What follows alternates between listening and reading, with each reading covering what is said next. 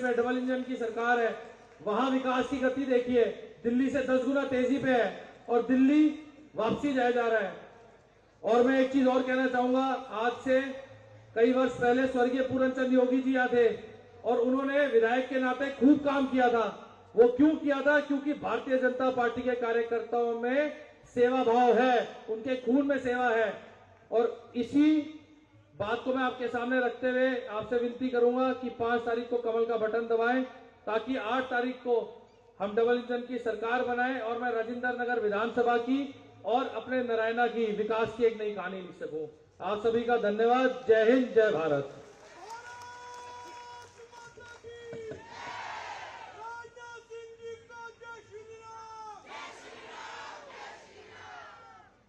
धन्यवाद भाई उमंग जी, बड़ी अच्छी बात है। देखिए, इन्होंने कहा कि डबल इंजन की सरकार, केंद्र में भी हम हैं और जब विधानसभा में हम आएंगे तो हमारे काम ज्यादा अच्छे होंगे।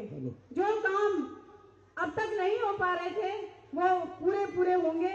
कान्हा की सड़कों में गड्ढे हो रहे हैं, पानी ओवरफ्लो हो रहा है, सीवर का ढक्कन भी ऊपर उठता रहता है। तो इतना बुरा हाल नारायणा का क्या सभी का हो रहा है। सड़कों की हालत बहुत ज्यादा खराब है। पूरी राजेंद्रनगर विधानसभा की सारी सड़कें टूटी पड़ी हैं और कई लोगों को तो बुजुर्गों को देखा कि पलस्तर चढ़ गए, उनको चोट लगी और वो गिरे और उनके कहते हैं एक फ्रैक्चर हो गया एक बुजुर्ग को। तो ऐसी हालत में क्या कहना चाहेंगे सभी नारायणवासी? हमें विधायक चाहिए ना, सबको वाला चाहिए ना, और दिल्ली में सरकार चाहिए ना, बिल्कुल। तो सबने क्या करना है, कोई भी कहीं भी रहता है, वोट डालने के लिए सबको बुलाना है। तो मैं धन्यवाद करती हूँ उनका। और अब जिनका बड़ी बेसब्री से इंतजार कर रहे थे, हम हमारे बीच में आए हमारे रक्षा मंत्री जी भाई माननीय हम ना जब आप बोलते थे ना, हम कह रहे हैं हम माननीय जी के घर पे जा रहे हैं, तो हमें शुरू से ही मान्य जी की आदत पड़ी है कि मान्य जी के घर पे जा रहे हैं। तो अब हमारे जो मान्य जी है, हमारे बड़े भाई राजनाथ जी और जो है कि रक्षा मंत्री है, उनको मैं इस मंच से बुलाना चाहूंगी, जिनको सुनने के लिए आप सुबह से बेसब्री से इंतजार कर रहे हैं और एक रैली से दूसरी रैली में आए। तो आप सबका अब आते हुए आप लोग तालियां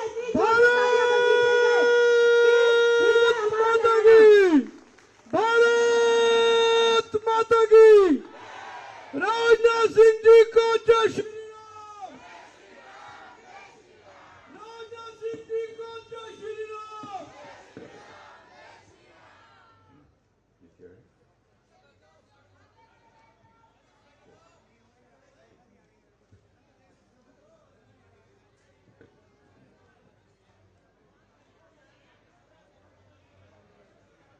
हमारे विधानसभा क्षेत्र के प्रत्याशी श्री उमंग जी बजाज, निखिल जी मदान विधायक सोनीपत हरियाणा, मंच पर उपस्थित हमारे अन्य सभी दिल्ली के नेतागण और मेरे सम्मानित बहनों एवं भाइयों, मैं अपने सुरक्षा कर्मियों से कहूंगा कि जो वहां पर चेकिंग हो रही है उनको सबको आने दें। चेकिंग की कोई जरूरत नहीं है, या सारे के सारे लोग हमारे सेना में हैं।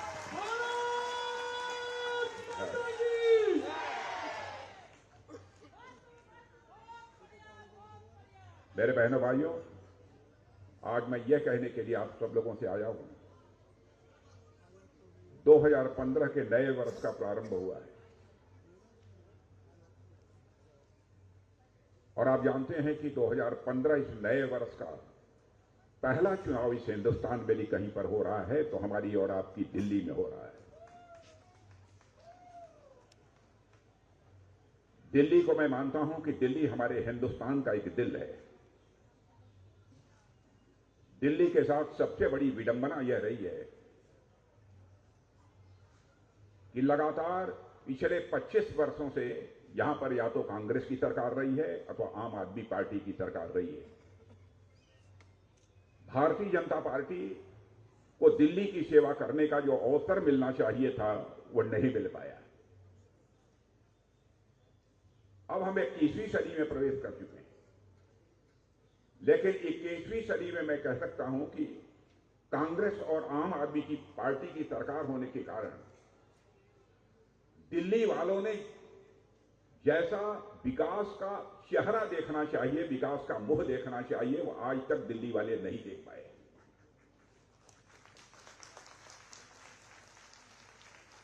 बहनों भाइयों, मैं कहना चाहूंगा प्रेस के दोस्तों से कि हमारी कोई भी बात गलत हो, अखबारों में लिख दिया जाए कि राजनाथ सिंह आए और जनता को गुमराह करके चले गए। हमारी गलती होगी तो मैं स्वीकार कर लूंगा, और यह बात मैं इसलिए कह रहा हूं कि हमने अपनी जिंदगी में ये राजनीति की है तो जनता की आंखों में धूल झोंक कर राजनीति नहीं की है, बल्कि जनता की आंखों में आंख डालकर हमने राजनीति की है। राजनाथ सिंह जी को जय श्री राम। मैं आपसे एक सवाल मैं पूछना चाहता हूं, कौन इस सच्चाई को नकार सकता है कि 2014 में जब से भारत के प्रधानमंत्री आदरणीय नरेंद्र मोदी जी बने हैं, तब से भारत का विकास तेजी के साथ हुआ है। मैं एक ही उदाहरण देना चाहूंगा। 2014 में धन दौलत के मामले में, आर्थिक मामलों में जो हमारा भारत दुनिया के देशों में 11वें स्थान पर खड़ा था, बहनों भाइयों, हमारे प्रधानमंत्री मोदी जी ने करिश्मा कर दिया कि 7 वर्षों के अंदर ही हमारा भारत जो धन दौलत के मामले में दुनिया के देशों में 11वें स्थान पर खड़ा था, वो जंप लेकर आज 5वें स्थान पर पहुंच गया।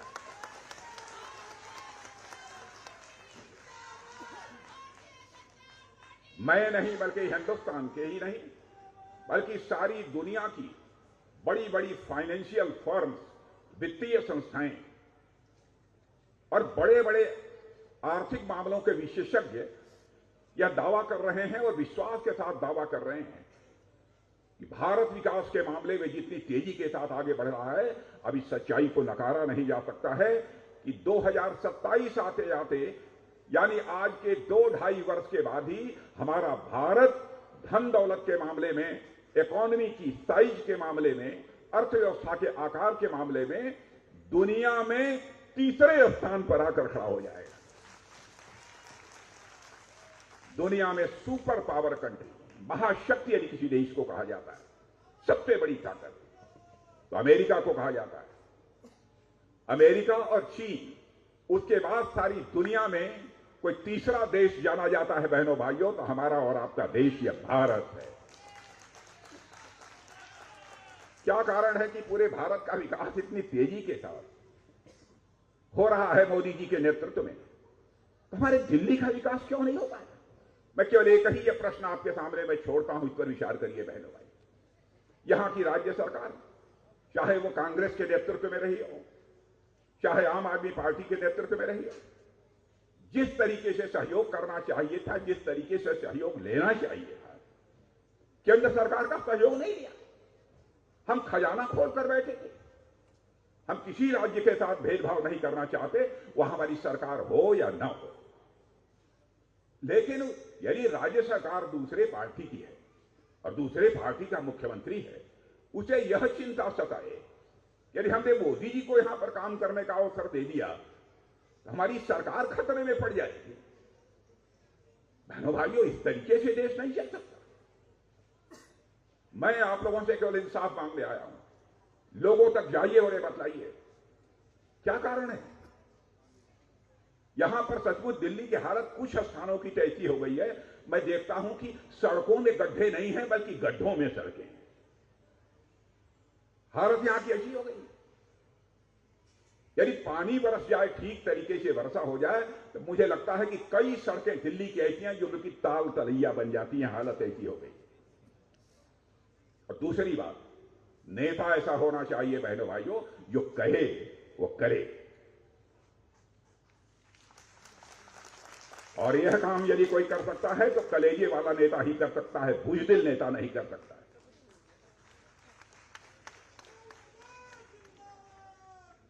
विश्वसनीयता, भरोसा यह मनुष्य की सबसे बड़ी ताकत होती है। मैं एक बात कहना चाहता हूं इस संबंध में। हम लोग 2014 से यहां सरकार चला रहे हैं। आदरणीय अटल बिहारी वाजपेयी जी के समय भी मैं कहना चाहूंगा, उस समय भी हमारे चुनावी घोषणा पत्र को उठाकर कोई देख ले, और जब से मोदी जी आए हैं तब से हमारे चुनावी घोषणा पत्रों को उठाकर कोई देख ले। कोई बता दे कि आप लोगों ने अपने घोषणा पत्र में यह वादा किया था, इस वादे को पूरा नहीं किया, तो मैं बहनों भाइयों सार्वजनिक रूप से शीश झुकाकर क्षमा मांगने को तैयार हूं। जो हम लोगों ने कहा वह किया। एक चीज भी ऐसी नहीं है जो न किया हो। और मैं याद दिलाना चाहता हूं, 2014 में पार्टी का राष्ट्रीय अध्यक्ष मैं रहा हूं। मोदी जी हमारे प्रधानमंत्री के उम्मीदवार थे। बराबर मोदी जी कहते थे, अध्यक्ष जी इस सावधानी बरतिएगा कि हमारा जो चुनावी घोषणा पत्र तैयार हो रहा है, उस चुनावी घोषणा पत्र में कहीं कोई ऐसी बात न आ जाए जिसे हम कर न पाए। 2019 में भी घोषणा पत्र बना, 2024 में भी घोषणा पत्र बना। प्रधानमंत्री जी ने कहा, राजनाथ जी आप जरूर देख लीजिएगा सावधानी से, कहीं कोई चीज ऐसी न हो कि हम लिख दें और हम उसे कर न पाए। माने अपनी विश्वसनीयता और साख, सरकार बने या तो आना बने, लेकिन हमारी विश्वसनीयता, हमारी साख और हमारी नीयत पर सवालिया निशान नहीं लगना चाहिए। यह भारतीय जनता पार्टी के और नेताओं की सोच है। मैं आप और कांग्रेस के लोगों का आह्वान करता हूं, आइए खुलकर बतलाइए जनता के सामने, जो आपने कहा था कितना किया है और हमने जो कहा था वो कितना किया। दूध का दूध और पानी का पानी हो जाएगा मेरे वैसा। क्या बात करेंगे? मैं याद दिलाना चाहता हूं, भ्रष्टाचार के मुद्दे को लेकर जब यहां आंदोलन चल रहा था, अन्ना हजारे साहब के नेतृत्व में, उस समय इन लोगों ने कहा था जब जन लोकपाल विधेयक संसद में पास हो जाएगा, कानून बन जाएगा भ्रष्टाचार के खिलाफ, तो हम लोग उसके बाद आंदोलन समाप्त कर देंगे और आंदोलन समाप्त करने के बाद कोई पार्टी नहीं बनाएंगे। अन्ना हजारे साहब ने भी कहा था, अब केजरीवाल जी ने कहा था। क्या हो गया केजरीवाल जी? सारी जनता ने भ्रष्टाचार के सवाल पर खड़े होकर कांग्रेस के खिलाफ खड़ी हो गई थी आंदोलन के साथ, और आंदोलन समाप्त होते ही आपने पार्टी बना ली। अन्ना हजारे साहब बराबर मना करते रहे, केजरीवाल जी ऐसा अपराध मत करो, जनता को धोखा मत दो, फिर भी नहीं माने। उन्होंने सरकार बना ली। और मैं आपसे कहना चाहता हूं, क्या केजरीवाल जी ने जो जो भी वादे किए थे अपने वादों को पूरा किया है कि नहीं पूरा किया है? मैं आपसे हाथ उठाकर बताइए, पूरा किया है नहीं किया? और एक सवाल और पूछना चाहता हूं, बहनों भाइयों, परिवार में यदि शर्म, लाज, हया यदि न हो तो परिवार चलेगा? पीछे वालों से पूछना चाहता हूं, परिवार में शर्म, लाज, हया न हो तो परिवार चलेगा? तो बहनों भाइयों, वैसे ही लोकतंत्र भी लोक लाज के बिना नहीं चल सकता।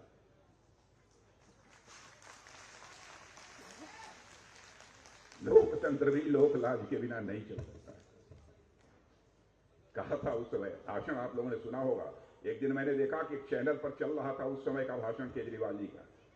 उन्होंने कहा कि मुख्यमंत्री को मुख्यमंत्री आवास में रहने की क्या जरूरत है, अपने घर से वो कामकाज नहीं कर सकता, मैं भी काम करूंगा।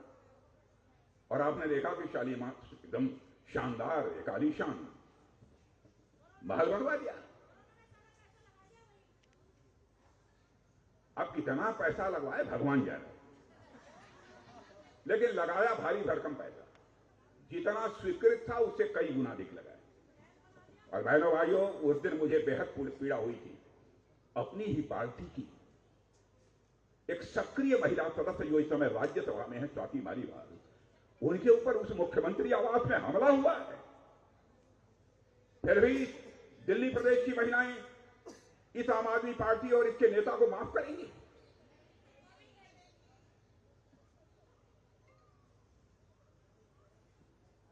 भारत देश ऐसा है जहां कहा है हमारे मनीषियों ने, यत्र नार्यास्तु पूज्यन्ते तत्र देवा रमन्ते। जहां नारियों की पूजा होती है वहीं देवता रमण करते हैं। और मैं माताओं बहनों से कहना चाहता हूं, आप लोग भी जाइए, दिल्ली की माताओं बहनों को बतलाइए कि इनके साथ क्या हुआ। दिल्ली में हमारी पुरानी योजनाएं थी, उनके तहत जो 30,000 घर खाली पड़े, और आज आपने आज तक उसे आवंटित नहीं किया। हमारी सरकार ने जो अनधिकृत कॉलोनियां थी उन कॉलोनियों को भी नियमित करने का काम किया, लेकिन वहां पर भी सड़क, बिजली, पानी आदि की जो व्यवस्था होनी चाहिए, इस सरकार ने वो सब सारी व्यवस्थाएं नहीं की। और आपकी बात छोड़िए, ये कांग्रेस पार्टी वो भी चुनाव लड़ी है, जो मैं जानता हूं उनका कोई यहां की राजनीति में कोई अस्तित्व नहीं है। उसके राष्ट्रीय अध्यक्ष ने कह दिया, क्या संगम में डुबकी लगाने से देश सही तरीके से चलेगा? क्या संगम में डुबकी लगाने से हिंदुस्तान की गरीबी दूर हो जाएगी? बहनों भाइयों, हमारे धर्म के बारे में तो ऐसा बोलने की वह हिम्मत कर सकते हैं, लेकिन दूसरे धर्म के बारे में बोलने की उनके अंदर ये कलेजा नहीं है, हिम्मत नहीं है। बोल के दिखाएं दूसरे धर्म के बारे में, तब मैं जानूंगा कि है उनके पास कलेजा। और सच्चाई तो यह है कि कांग्रेस और आप दोनों यहां पर नूरा कुश्ती लड़ रहे हैं।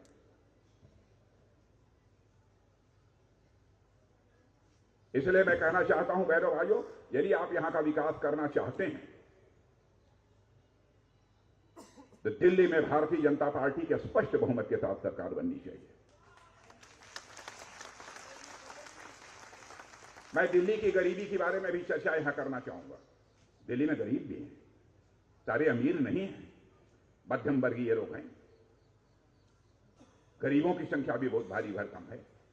मैं गरीब भाइयों से मैं कहना चाहता हूं, जो भारतीय जनता पार्टी की सरकार, जो एनडीए के हमारे मुख्यमंत्री आदरणीय मोदी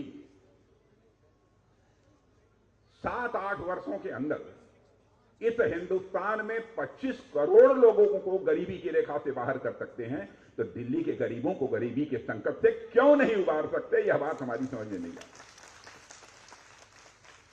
25 करोड़ लोगों को गरीबी रेखा से बाहर करने में उन्होंने कामयाबी हासिल की है। लेकिन दिल्ली की सरकार ने सहयोग किया होता तो मैं दावे के साथ कहता हूं कि दिल्ली में भी बड़ी संख्या में लोग गरीबी रेखा के बाहर आ गए होते। बहनों भाइयों, हिंदुस्तान की ताकत पता नहीं आपको मालूम है कि नहीं है, अंतर्राष्ट्रीय जगत में विश्व के मंच पर बढ़ी है। पहले अंतर्राष्ट्रीय मंचों पर, दुनिया के बड़े बड़े मंचों पर भारत यदि कुछ बोलता था तो भारत की बातों को जिस गंभीरता पूर्वक लिया जाना चाहिए नहीं लिया जाता था। लेकिन आज भारत अंतर्राष्ट्रीय मंचों पर कुछ बोलता है, सारी दुनिया कान खोलकर सुनती है भारत बोल क्या रहा है।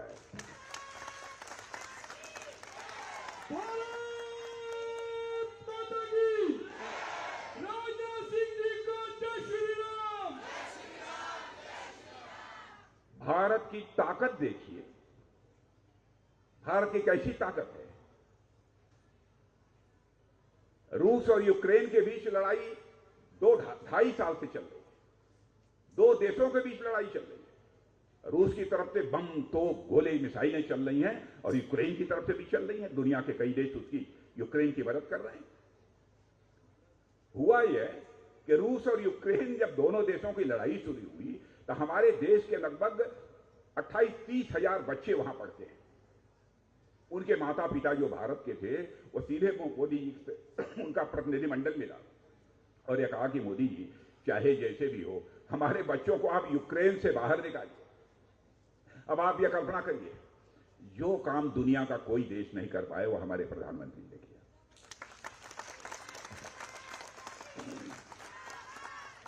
कैसे किया?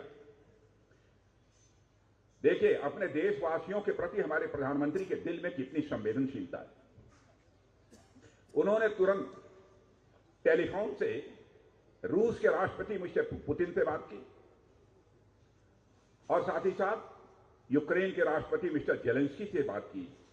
और बहनों भाइयों, आपको सुनकर आश्चर्य भी होगा, खुशी भी होगी, गौरव की भी अनुभूति होगी। हमारे प्रधानमंत्री की बात करने के बाद 4.5 घंटे के लिए युद्ध रुक गया और हमारे 22,500 बच्चे यूक्रेन से चलकर भारत आए।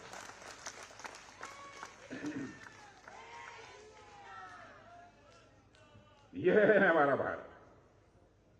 और हमारे दिल्ली को, उसी भारत की राजधानी दिल्ली को आम आदमी पार्टी ने क्या बना रखा?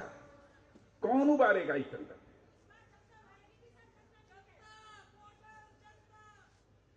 बहनों भाइयों, दिल्ली को बचा लो, मैं यही अपील करने के लिए आया हूं।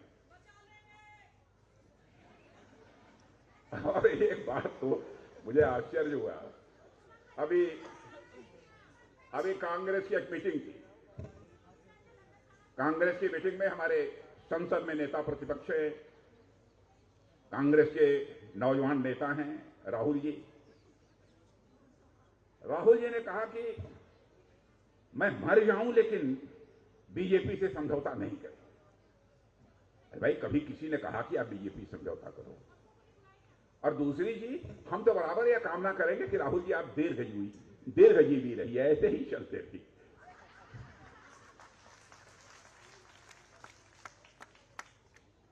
हम तो आपको स्वस्थ देखना चाहते हैं, आप दीर्घायु हो, हमारी यह कामना है। ऐसा आप क्यों कहते हैं?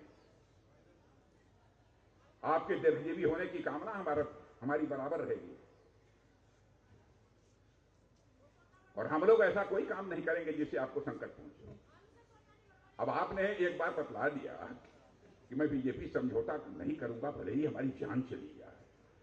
बहनों भाइयों, हम तो आश्चर्य हुआ मुझे, कौन कांग्रेस से समझौता करेगा? जिस कांग्रेस ने इस हिंदुस्तान को रसातल तक पहुंचा दिया, उस कांग्रेस से भारतीय जनता पार्टी समझौता करेगी?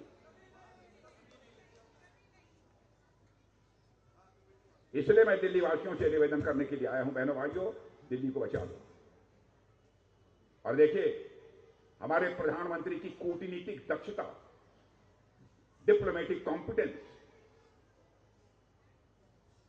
आपको जानकारी है, अमेरिका, दुनिया के सबसे ताकतवर देश का सुप्रीम कोर्ट, जो 2008 का आतंकवादी हमला मुंबई में हुआ था, बड़ी संख्या में लोग हमारे मारे गए थे वहां पर, हमारी प्रधानमंत्री की कूटनीतिक दक्षता का यह परिणाम है कि वहां की सुप्रीम कोर्ट ने यह फैसला कर दिया कि एक आरोपी जो तहव्वुर राणा था, उसको उसने कहा कि जो है इसे भारत को सौंपने की अमेरिका के सुप्रीम कोर्ट ने इजाजत दे दी है। मेरे बहनों भाइयों, यह जानकर आपको खुशी हो। किस देश का प्रधानमंत्री है जो इतना करिश्माई व्यक्तित्व रखता है? और मैं यही कहना चाहूंगा, केजरीवाल जी, आप लोकतंत्र के लिए संकट पैदा करो, लाज हया को छोड़िए मत। आप जो है जेल में गए, उसके बाद भी त्याग पत्र नहीं दिया। देखिए, आप कांग्रेस और भारतीय जनता पार्टी में अंतर क्या है? आप में से जो पुराने लोग होंगे उनको शायद मालूम होगा, अडवाणी जी के ऊपर, हमारे लाल कृष्ण जी अडवाणी का नाम जानते हैं ना सब लोग कि नहीं जानते? बहनों भाइयों, अडवाणी जी पर एक आदमी ने बेबुनियाद निराधार आरोप लगाए। जानते हैं भारतीय जनता पार्टी के नेता का चरित्र? आदरणीय अडवाणी जी ने कहा था कि मैं संसद की सदस्यता से त्यागपत्र देता हूं, और जब तक मैं आरोप मुक्त नहीं हो जाऊंगा, संसद में मैं अपना कदम नहीं रखूंगा। यह चरित्र है। और यहां आप आपदा के नेता हैं जो जेल चले जाते हैं, लेकिन मुख्यमंत्री पद नहीं छोड़ूंगा। यह है चरित्र। बहनों भाइयों, बचा लो दिल्ली को, यही आप सबसे अपील करने के लिए आया हूं। और आपने देखा होगा, कल ही बजट पेश हुआ है, हमारी वित्त मंत्री श्रीमती निर्मला सीतारमण जी ने प्रस्तुत किया है, और यह बजट हमारे प्रधानमंत्री के मार्गदर्शन में ही तैयार हुआ है। पहले 7 लाख के ऊपर यदि आपकी आमदनी रहती थी तो आपको टैक्स देना पड़ता,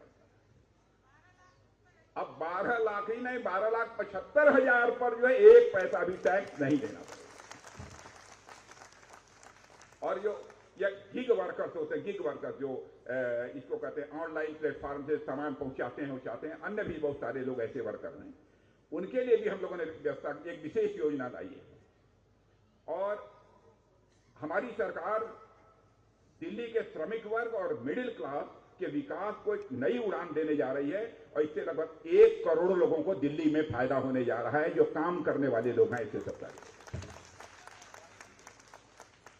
और 30 बहुत गंभीर जो बीमारी, कैंसर, यह सब सारी जो गंभीर बीमारियां होती हैं, उसकी जो दवाएं मिलती थी, आपको जानकर खुशी होगी कि पहली बार भारत में इन्हें पूरी तरह से टैक्स फ्री कर दिया गया है, ताकि लोगों को सस्ते दर पर मिल सके। और जो वरिष्ठ नागरिक हैं 70 साल के ऊपर, अब पहले 50,000 रुपया TDS जो था उनका, वो बढ़ाकर लगभग 1 लाख करोड़ कर दिया गया है। और कर्मचारियों के लिए 8वां वेतन आयोग बनाया गया है। बहनों भाइयों, 8वां वेतन आयोग बना है तो आप जानते हैं जब जब आयोग बना है तब तक जो घर का आवास होता है, आवास भत्ता, उसमें वृद्धि होती है। इस बार भी वृद्धि होगी, ऐसा मेरा पक्का विश्वास है। और मैं समझता हूं इससे आपको नया घर खरीदने में भी काफी सुविधा होगी। अब झुग्गियों में हजारों के बिजली बिल आ रहे हैं। इस समय मुझे अभी जानकारी मिली है। बहनों भाइयों, जो भी वादा पहले केजरीवाल ने किया है, जो भी किया है, केवल बिजली का नहीं, जो भी किया है, और यदि 1, 2, 3 उसमें से कोई लागू है तो आप ये विश्वास रखिए, भाजपा की सरकार बनने के बाद हम किसी को समाप्त नहीं करेंगे। जो रियायतें आपको मिल रही हैं वो सरकारी रियायतें। अब पानी के बारे में तो जानते ही हैं क्या किया इन्होंने, करिश्मा किया है। पहले कहा था कि हम 3 साल के अंदर यमुना की सफाई कर देंगे, यमुना की सफाई कर देंगे। अब खुद ही 1 बोतल देकर उनको दे दीजिए पानी पीने के लिए। मैंने देखा कि छठ के पर हमारी माताएं बहनें झाग से भरे हुए पानी के बीच खड़ी होकर सूर्य को आराग दे रही। ऐसी हालत यहां की बनी है। और भाजपा करेगी क्या, आप लोगों ने बतला दिया है कि आने के बाद हम लोग क्या क्या करेंगे। इन लोगों को बतला दिया है सबको कि नहीं? हाँ, तो मैं उस विस्तार में नहीं जाना चाहता क्योंकि बात बहुत लंबी हो जाएगी। हम लोगों ने भी तय किया सरकार बनने के बाद हम आपके लिए क्या क्या करेंगे। और यमुना का पानी तो साफ करेंगे ही, बहुत सारी चीजें हैं। यहां पर गरीब परिवार की महिलाओं को 2,500 रुपया मिलेगा। माताओं बहनों 2,500। गर्भवती महिला 21,000 रुपया और 6 पोषण किट दिए जाएंगे। 500 रुपए में रसोई गैस सिलेंडर और होली दीपावली पर गैस सिलेंडर, नहीं बोलो जोर से, होली दीपावली पर मुफ्त फ्री। एक बार तेजी से बोलो, होली दीपावली पर gas cylinder free. Very good. Ayushman Bharat 5, इन्होंने कहा था कि हम देंगे 5 करोड़ ये, 5 करोड़ और 10 करोड़ का मुफ्त इलाज चलेगा। गरीबों के लिए अटल कैंटीन 5 रुपए में पौष्टिक खाना मिलेगा। लेकिन आप सब मत जाना खाने के लिए, गरीबों के लिए। और केजी से लेकर पीजी तक की शिक्षा मुफ्त। बहनों भाइयों, कई ऐसी चीजें हैं। इसलिए मैं आप सभी लोगों से अनुरोध करना चाहता हूं कि हमारे उमंग बजाज, देखिए हमारा उमंग बजाज जरा शरीर से भी ठीक ठाक है। नहीं, आप लोगों की समस्या को लेकर यदि कहीं 2-2 हाथ करने की भी जरूरत होगी तो हमारा उमंग बजाज करेगा, इतनी बात पक्की है। तो जिता देंगे, इतनी बात पक्की। एक बार सब लोग हाथ उठाकर तालियां बजा दीजिए तो मैं मान लूं पक्की। यह बात है। बहुत बहुत धन्यवाद। बोलिए भारत माता की, भारत माता की।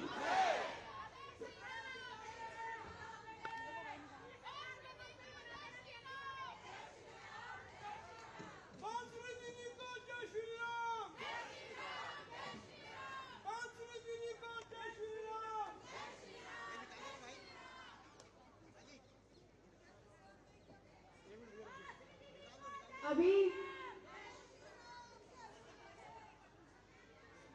बांसुरी दीदी जो है भाई साहब का स्वागत करेंगी।